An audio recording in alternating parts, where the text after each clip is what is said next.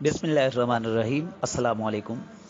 ख़वातीन के मखसूस मसाइल के मुतल्लिक हमारी वीडियो नंबर 2 है और उसका पार्ट 2 है। इसमें आपको चंद और मसाइल की तरफ ले चलते हैं जो कि हमसे फेसबुक पेज पर पूछे गए हैं। ख़वातीन और मुअल्लिमात ख़ास अय्याम में तिलावत किस तरह करें, इसकी डिटेल 3 सवालात पूछे गए हैं। नंबर 1, ख़वातीन अपने ख़ास अय्याम में कुरान शरीफ की तिलावत कर सकती हैं या नहीं।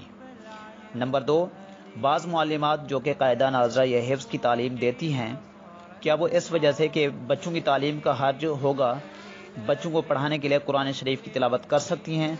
अगर नहीं तो फिर तालीम का सिलसिला किस तरह जारी रखा जाए। नंबर 3, ख़वातीन अपने ख़ास अय्याम में किसी शख्स की ये कैसेट या रेडियो और टेलीविज़न से तिलावती कुरान सुन सकती हैं। इन तीनों के जवाब मुलाहिज़ा फरमाएँ। ख़वातीन के लिए ख़ास अय्याम में कुरान करीम की तिलावत और उसको छूना जायज़ नहीं। चाहे कुरान करीम की एक आयत की तिलावत की जाए या एक आयत से भी कम, हर सूरत में तिलावत कुरान जायज़ नहीं। अलबत्ता कुरान की बाज़ वो आयत जो कि दुआ और अज़कार के तौर पर पढ़ी जाती हैं, उनको दुआ या ज़िक्र के तौर पर पढ़ना जायज़ है। मसलन खाना शुरू करते वक़्त बिस्मिल्लाह या शुक्राने के लिए अल्हम्दुलिल्लाह कहना। इसी तरह कुरान के वो कलिमात जो कि आम बोल चाल में इस्तेमाल में आ जाते हैं, उनका कहना भी जायज़ है। नंबर 2, कुरान करीम की तालीम देने वाली मुअल्लिमात के लिए भी कुरान करीम की तिलावत और कुरान करीम को छूना जायज़ नहीं।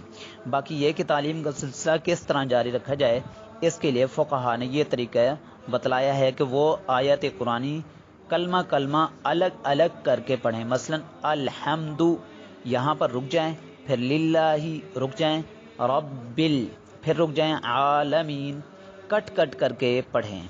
इस तरह मुअल्लिमा के लिए कुरानी कलिमात के हिज्जे करना भी जायज़ है।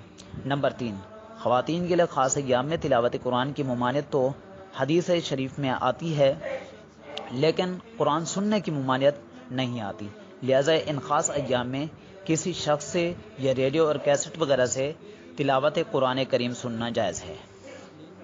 अब नंबर 2 मसला पूछा गया, दौरान हिफ्ज़ नापाकी के अय्याम में कुरान करीम किस तरह याद किया जाए।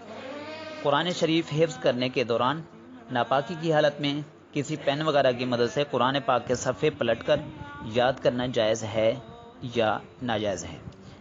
इसके जवाब सुनिए। औरतों के ख़ास अय्याम में कुरान करीम का ज़ुबान से पढ़ना जायज़ नहीं। हाफ़ज़ा को भूलने का अंदेशा हो तो बगैर ज़ुबान हिलाए दिल में सोचती रहे, ज़ुबान से पढ़े। किसी कपड़े वगैरह से सफ़े उलटना जायज़ है। ज़ुबान से ना पढ़े, ज़ुबान से बिल्कुल पढ़ने की इजाज़त नहीं है।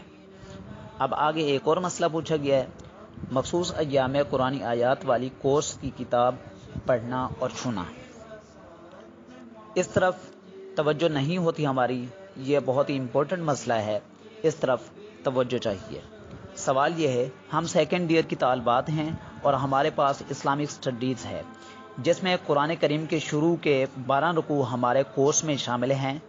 हमारी मुश्किल ये है कि खुदा न खास्ता अगर इम्तिहान के ज़माने में हमारी तबीयत ख़राब हो जाए तो हम इस्लामिक स्टडीज़ की किताब को किस तरह पढ़ सकते हैं, क्योंकि मखसूस अय्याम में कुरान छूना हराम है और बग़ैर किताब पढ़े हम इम्तिहान नहीं दे सकते, क्योंकि किताब में पूरी तशरीह व तफसीर होती है जिसे पढ़ कर ही इम्तिहान दिया जा सकता है। तो आपसे अर्ज़ है कि इन दिनों किस तरह हम इस किताब से मुस्तफ़ीद हो सकें। इसके जवाब सुनिए। कुरान मजीद के अल्फाज को हाथ ना लगाया जाए, ना उन अल्फाज को ज़ुबान से पढ़ा जाए। किताब को हाथ लगाना और पढ़ना जायज़ है। आगे पूछा गया हमसे कि मखसूस अय्याम में इस्लामी कुतुब में दर्ज शुदा आयात किस तरह पढ़ें। इस्लामी कुतुब में जगह जगह हवालों के लिए कुरानी आयात दर्ज हैं। अगर उनका उर्दू तर्जमा भी तारीर ना हो तो इस हालत में उस कुरानी आयत का पढ़ना कैसा है। जवाब इसका मुलाहिज़ा फरमाएं, कुरान करीम की आयत को दिल में पढ़ सकते हैं। आगे एक और मसला पूछा गया है, मखसूस अय्याम में कुरान पाक की वो सूरतें जो कि रोज़ पढ़ने का मामूल है, ज़ुबानी याद हों तो पढ़ सकते हैं, और रोज़ाना का 500 मरतबा दुरूद शरीफ पढ़ने का मामूल है, کیا ان ایام میں 500 مرتبہ درود شریف اور چند صورتیں زبانی پڑھ سکتے ہیں؟ اور عام طور پر جو وظیفے مثلا چہرے کی روشنی کے لیے اللہ نور السماوات والارض اول اور آخر درود شریف پڑھ سکتے ہیں، اس کے جواب ملاحظہ فرمائیں خاص ایام میں عورتوں کو قرآن کریم کی تلاوت جائز نہیں۔ قرآن و حدیث کی دعائیں دعا کی نیت سے پڑھ سکتی ہیں، دیگر ذکر اذکار درود شریف پڑھنا